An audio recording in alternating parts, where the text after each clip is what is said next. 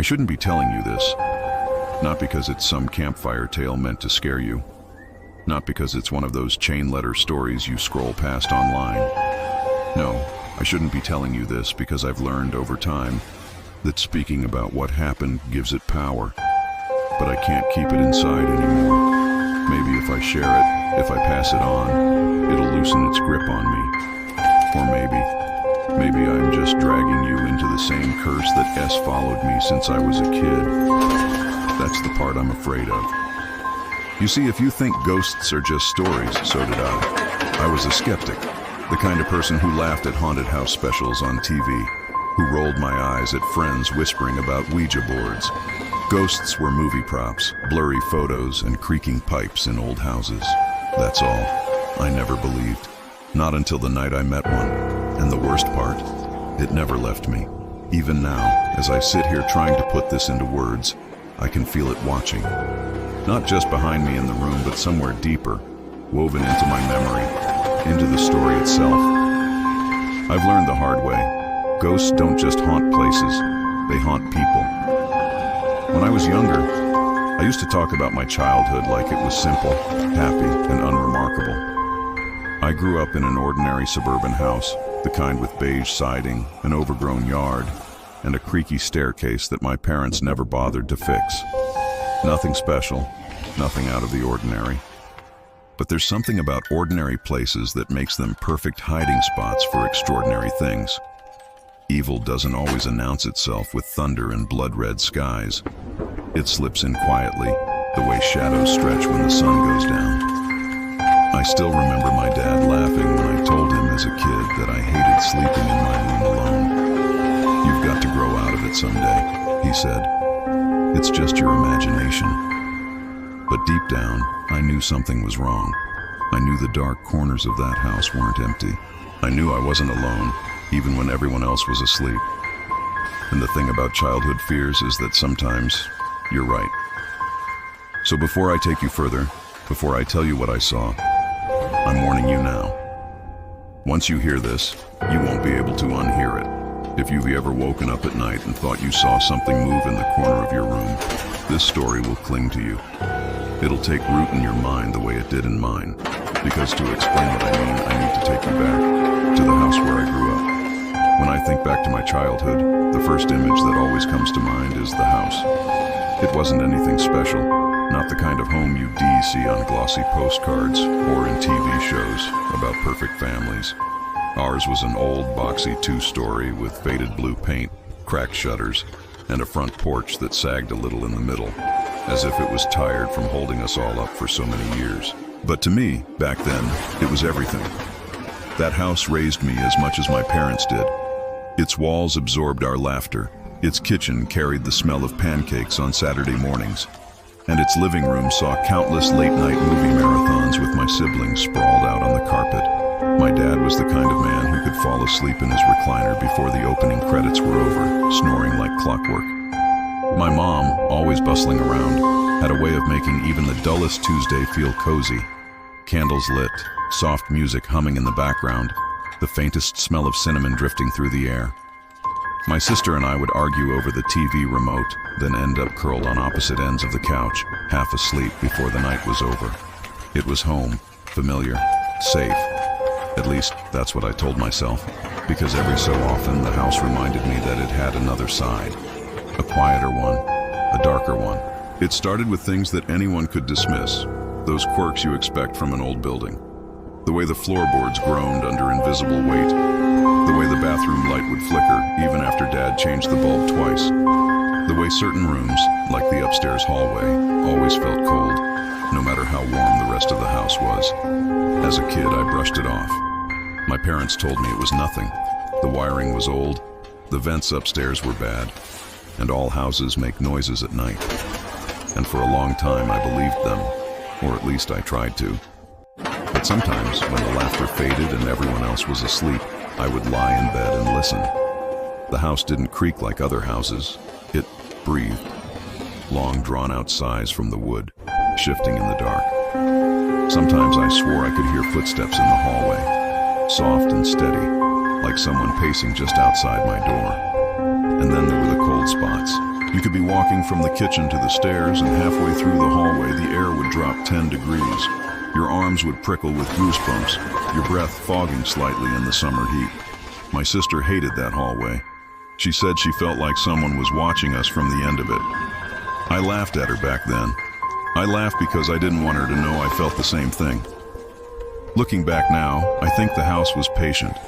It didn't rush to show its hand. It let us live in the comfort of thinking we were in control, while it waited quietly for the right moment.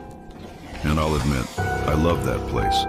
I loved the way the sun spilled into the kitchen on Sunday mornings, the way the stairs creaked in a familiar rhythm when I climbed them, the way the attic smelled like old books and forgotten things. I loved it enough that I ignored the unease. I thought the creaks were just the house settling, until I realized the house remembered me. The first real sign came one summer evening when I was alone in the hallway. It happened during one of those long, sticky summer evenings when the air seemed too heavy to move. My parents had gone out. My sister was in her room with the door shut, blasting music through her cheap little stereo, and I was left wandering the upstairs hallway with nothing better to do. I remember dragging my hand along the old wallpaper, feeling the bumps where it had bubbled and peeled. I was bored, restless, maybe even a little curious about the part of the house that always made me uneasy, the hallway. The sun had set, but a faint glow from the streetlight outside bled through the upstairs window, stretching shadows long across the floorboards.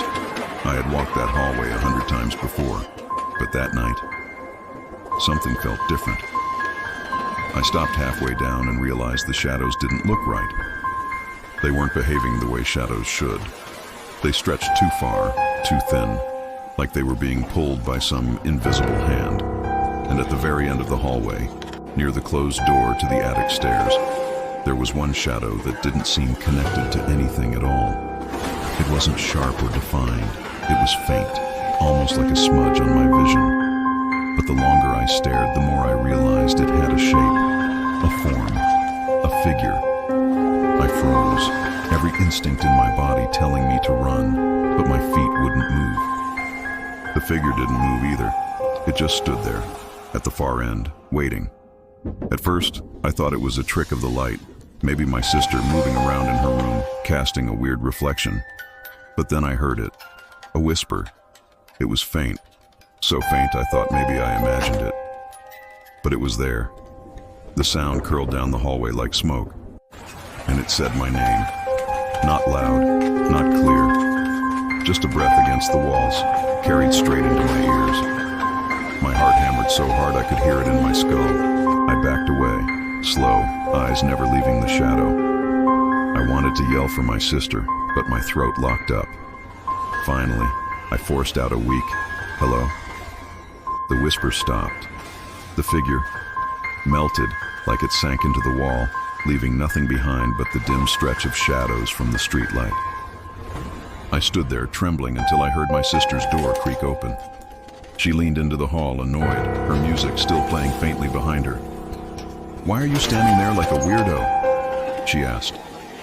I pointed down the hall, but of course there was nothing to see. "Did you hear that?" Someone said my name. She rolled her eyes. "You're just trying to freak me out. It's probably the vents or something." I wanted to argue, but the look on her face told me she genuinely didn't hear it. She wasn't scared. She wasn't lying. So I swallowed it down, forced a laugh, and muttered, "Yeah, maybe you're right." But I knew she was wrong. I knew what I heard. That wasn't my imagination. Because the voice didn't just whisper my name, it whispered it the way my mom did when she wanted me to come closer. Slow, drawn out, almost loving. Only, my mom wasn't home. I didn't sleep much that night. Every creak of the floorboards, every rustle from the old pipes made me sit up in bed. I kept staring at my door, half expecting to see that faint figure standing in the frame, waiting for me to notice it. From that night on, the house wasn't just a home. It was watching me. For a while, I convinced myself that what happened in the hallway was a one-time thing, a bad trick of the light, my overactive imagination. That's what I told myself as I sat at the kitchen table doing homework, or watched TV in the living room, or lay awake at night, staring at the ceiling. But the house had other plans. It started small, so small it was easy to dismiss. A picture frame on the mantel tilted to the side.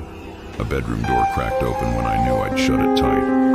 The air turning suddenly, inexplicably cold in patches of the hallway, like invisible rivers of ice water running just beneath the surface of the walls. Every time I'd tell myself, it's nothing. Houses creak, drafts happen, old pipes settle, but the explanations were wearing thin. Then came the voices. One evening I was alone in the living room, the TV humming softly as some game show droned in the background. I heard my mom call my name from the kitchen, her voice warm, familiar. Relieved to know someone was home, I muted the TV. "Yeah?" I called back. No response. I stood, walked to the kitchen, still expecting her to be there, rummaging in the fridge or stirring something on the stove. But the kitchen was empty. No one was home. The house was quiet, too quiet. I stepped back into the living room, pulse hammering, and that's when the voice called again. My mother's voice, only this time it came from the hallway. It said my name the way she did when she was tired or disappointed, softer, almost a sigh. I didn't move. I didn't answer. I just stared at the dark mouth of the hallway, waiting for something, someone, to emerge. Nothing did. I grabbed my phone and called her. She picked up on the second ring, cheerful and oblivious. She was still at work, miles away. When I hung up, my hands were shaking. The next few days blurred together in a haze of little terrors. I'd wake up to find my closet door open even though I'd closed it before bed. I'd hear footsteps on the stairs when no one else was home. The scent of my grandmother's perfume, she'd been dead for years, would drift through the hall like a warning. One afternoon, my sister was in the living room watching cartoons. She shouted for me to stop opening the basement door over and over again. I was upstairs. I ran down to find her standing in the middle of the room, pale and trembling. "You were opening it," she insisted. I heard it slam, twice. We both stared at the basement door. It was shut, locked. I tried to joke it off. Old house, bad hinges, must have been the wind, but even she wasn't laughing anymore. Nights were the worst. The house felt alive after dark, like it was breathing through the vents. I'd lie in bed and hear the faintest sounds. A knock on the wall, a whisper just beyond my door, the soft scrape of something dragging across the attic floor. It felt less like my childhood home, and more like something wearing it as a disguise. The fear built like pressure behind my ribs. I stopped inviting friends over. I stopped sleeping with the lights off. One night I was reading on my bed, trying to drown out the unease with a flashlight under the covers. The house was still, too still. Then I heard my sister's voice from the hallway. "Come here," she whispered. "I want to show you something." I sat up. My door was open just a crack, and through the darkness I could see the faint outline of someone standing there. But it wasn't her. The shape was wrong, too tall, the hair falling the wrong way, the posture stiff and unnatural, like a mannequin come to life. My throat went dry. "Go away," I managed to croak. The figure didn't move. It just tilted its head a little too far to one side, like it was studying me. And then, in my sister's voice, it said, "Please." I slammed the door shut, locked it, and pressed my back to it until my legs gave out. I didn't sleep at all that night. The next morning, my sister acted like nothing had happened. She said she'd been asleep all night. That was when I stopped telling myself it was my imagination. This wasn't a draft, or bad wiring, or the house settling. It was something else. And then one night, I saw her face. I'd spent weeks convincing myself I could live with it. The noises, the whispers, the strange things that moved when no one was looking. I told myself if I didn't acknowledge it, maybe it would fade, like a bad dream when morning comes. But that night, everything changed. It was a summer evening. The air was heavy and warm, but my room felt cold enough to see my breath.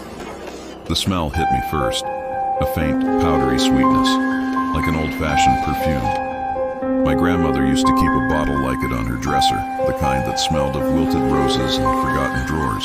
I sat up in bed, blinking into the dim light. My bedside lamp cast a weak circle on the wall, but beyond it, the corners of my room were swallowed in shadow.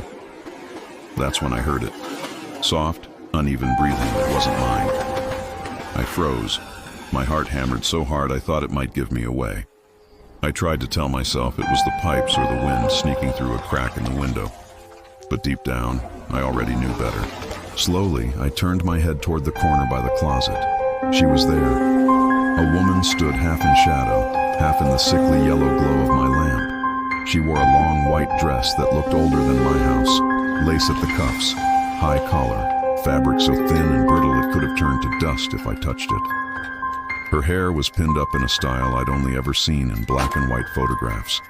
Her face was pale, too pale, like the color had been drained from her skin. Her eyes were open but hollow, fixed on me as though she'd been standing there for a very, very long time. She didn't blink. She didn't speak. She just stared. I sat there frozen, my back against the headboard, clutching the blanket like a lifeline. Part of me wanted to call out, to my sister, to my parents, to anyone, but I couldn't. My throat locked up like I'd swallowed ice, and then I heard it. A sound so soft I thought I imagined it at first. She was crying, the faintest weeping, like the sound of someone mourning behind a closed door. It filled the room without echoing, as if the sound existed only inside my head. I could smell the perfume stronger now, cloying and heavy. She wasn't just looking at me, I thought. She was waiting. Waiting for what? I didn't know. But the longer she stood there, the stronger the feeling grew. The certainty that she wasn't here by mistake. My child's curiosity flickered for a moment. Part of me wanted to ask her who she was, why she was here, if she needed help. That part of me was still young enough to believe ghosts could be saved. But then she took a step forward. The air dropped 10 degrees. The light from the lamp flickered once, twice, and then steadied. Her dress didn't move as she walked. It glided, whispering against the floor like dry leaves. I scrambled backward until I hit the wall. My fingers dug into the paint.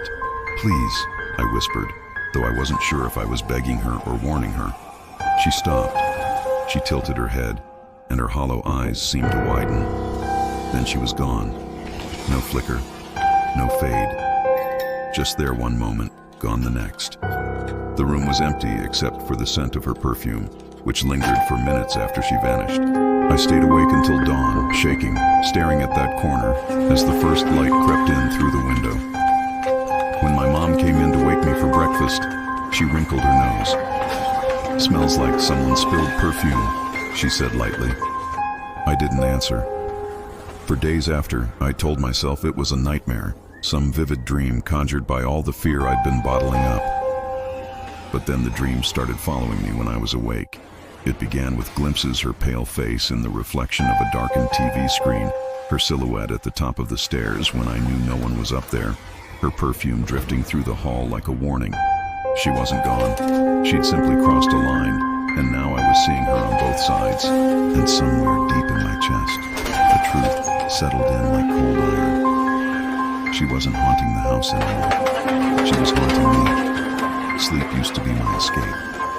When the nights got too long and the house too heavy, I'd shut my eyes and hope the darkness behind my lids was kinder than the one in my room. But she didn't let me have that anymore.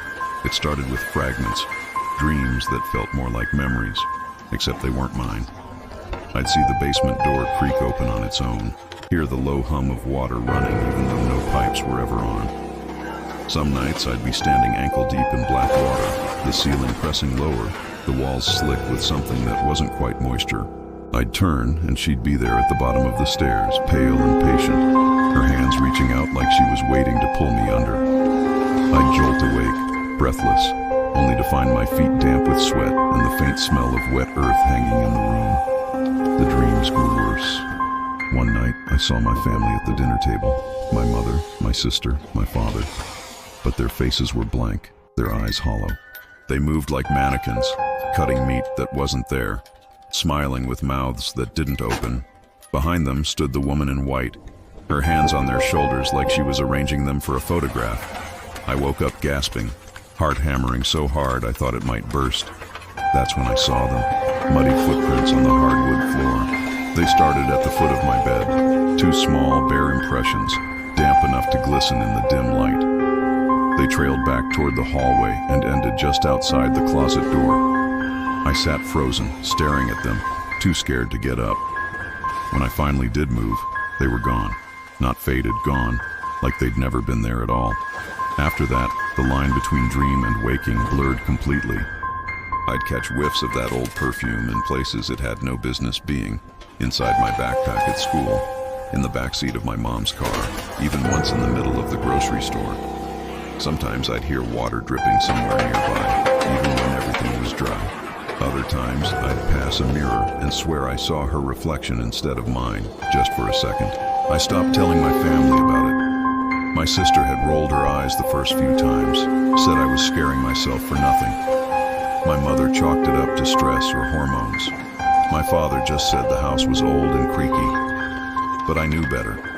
I could feel her. In the dream, she wasn't just showing me things.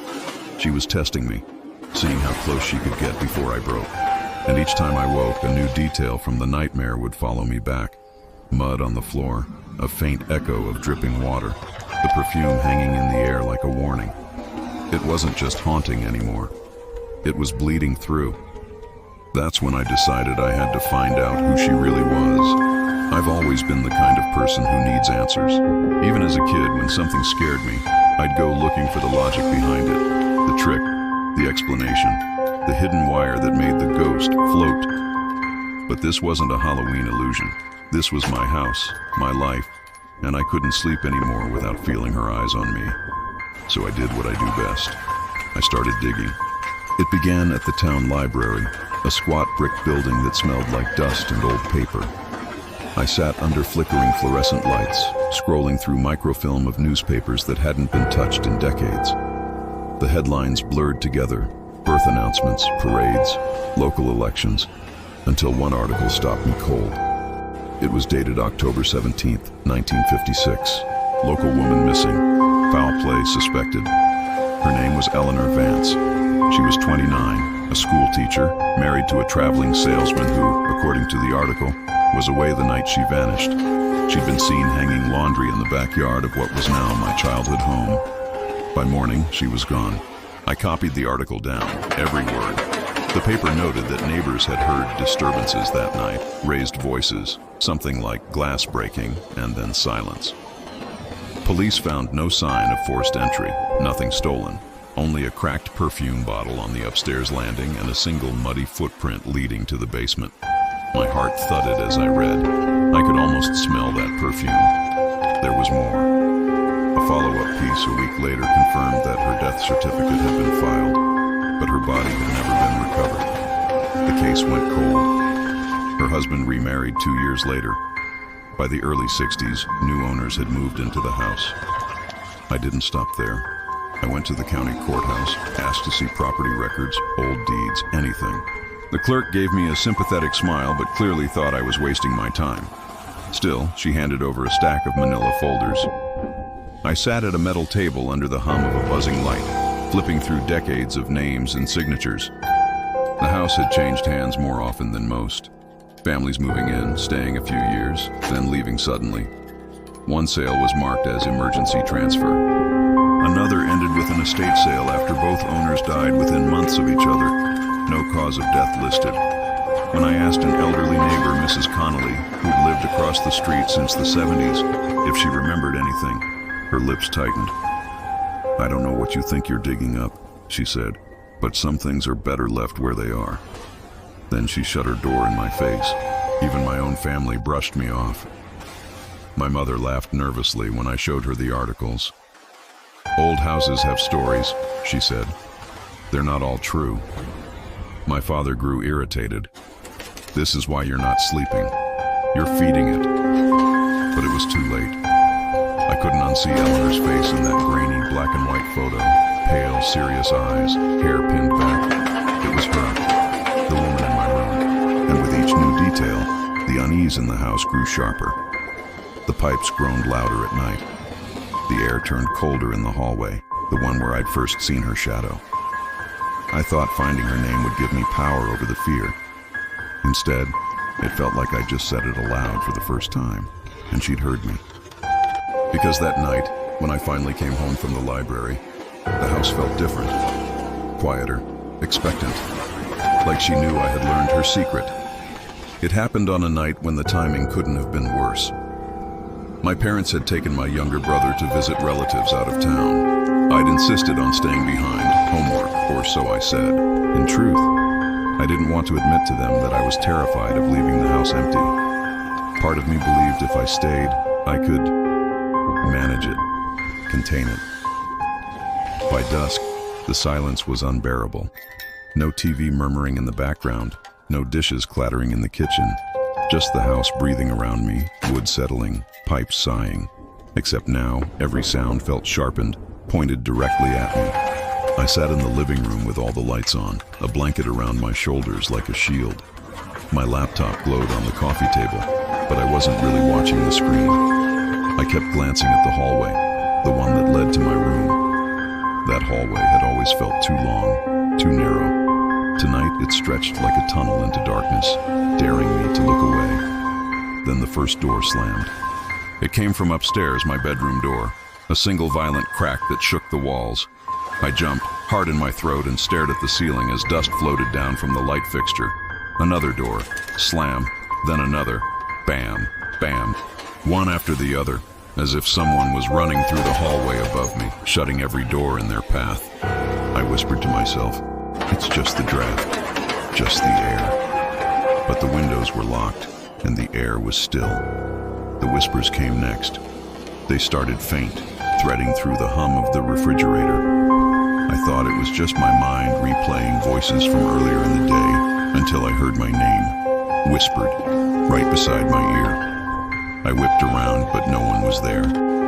Stop it, I muttered to the empty room. My voice cracked. I turned the TV up, desperate for normal noise, but the voices slipped through the static anyway, louder, angrier. Get out, get out, get out. The volume surged until I had to cover my ears. Then, just as suddenly, silence. The mirrors were the worst. I caught it first in the hallway mirror by the stairs. My reflection wasn't alone. A shape hovered just over my shoulder, blurred, taller than me, its edges rippling like smoke. When I spun around, the space was empty, but in the mirror, the shadow lingered. I bolted into the kitchen, avoiding every reflective surface. But even the darkened glass of the microwave caught something moving behind me, always behind me. Finally, I couldn't take it anymore. I grabbed the flashlight from under the sink, clutching it like a weapon, and forced myself upstairs. My bedroom door was shut tight, though I'd left it open. The doorknob was icy under my hand. I pushed it open, and there she was, Eleanor, the woman in white, standing in the corner of my room like she had been waiting the entire time. Her dress shimmered faintly, as if woven from dust and moonlight. Her face, God, her face, was pale and hollow-eyed, lips pressed together in something between sorrow and rage. I froze. Every instinct screamed at me to run, but my body wouldn't obey. She stepped forward, slow and deliberate. The floorboards creaked beneath feet that shouldn't have weight. I finally managed to croak out, "What do you want?" For the first time, she opened her mouth, and the sound that poured out wasn't human. It was a shriek layered with static, like hundreds of voices compressed into one, distorted through broken glass. It rattled the windows, tore through my bones, made my vision blur. I dropped the flashlight. Its beam spun wildly across the walls, cutting her face into fragments of shadow and light. Still, I couldn't look away. She was trying to say something. Her lips formed words, but the sound made no sense. My ears rang. My chest ached. Then I saw her eyes. Not empty anymore, filled with desperate urgency. It hit me. She wasn't just trying to scare me. She was trying to tell me something, to warn me. I stumbled backward, my hands over my ears, gasping, I don't understand." Her form flickered, blurring between solid and smoke, her hands reaching out.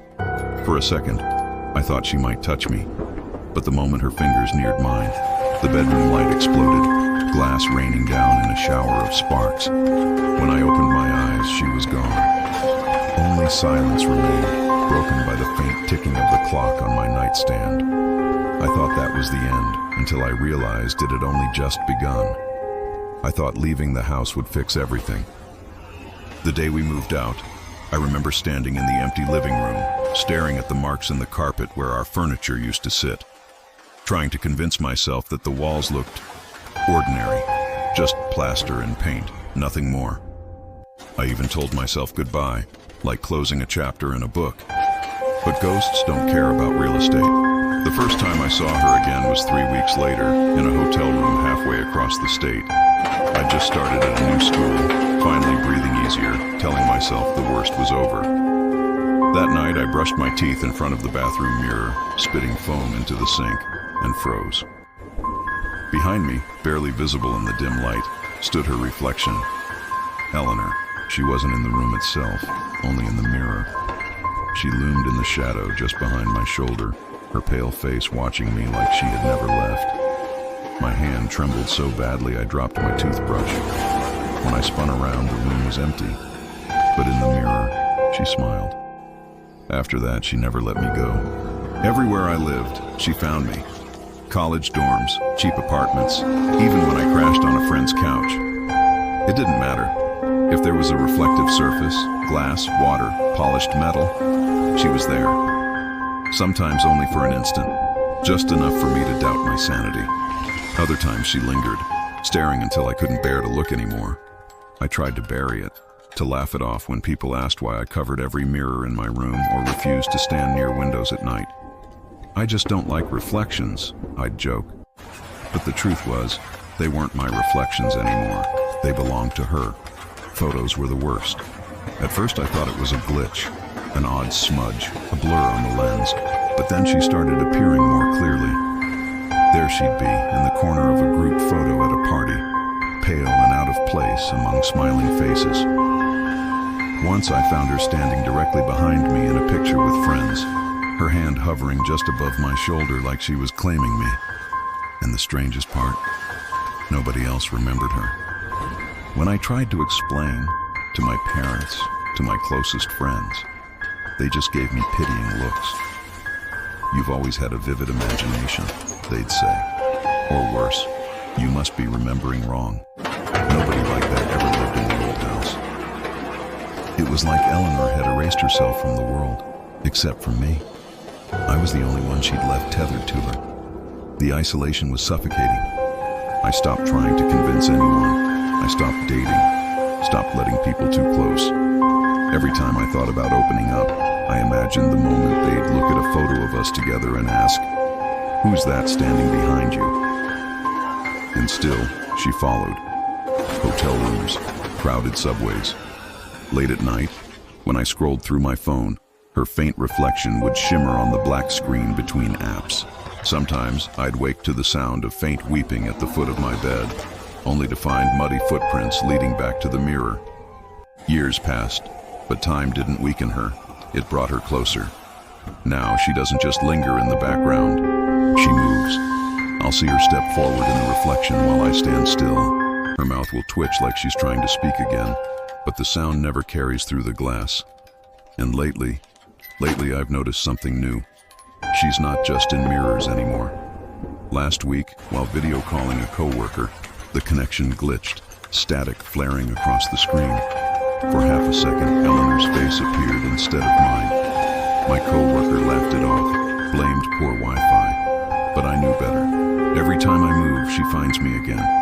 And every time she's closer, I used to think she was bound to that house. Now I understand, she's bound to me. And now, she's closer than ever. If you've made it this far, you've done something I never meant for anyone to do. You've listened, and that's all she needs. I told myself I wouldn't tell this story, that I'd keep it buried, sealed away in the back of my mind like a nightmare you try to forget after you wake up. But nightmares don't stay buried. They wait. They listen. Eleanor listened.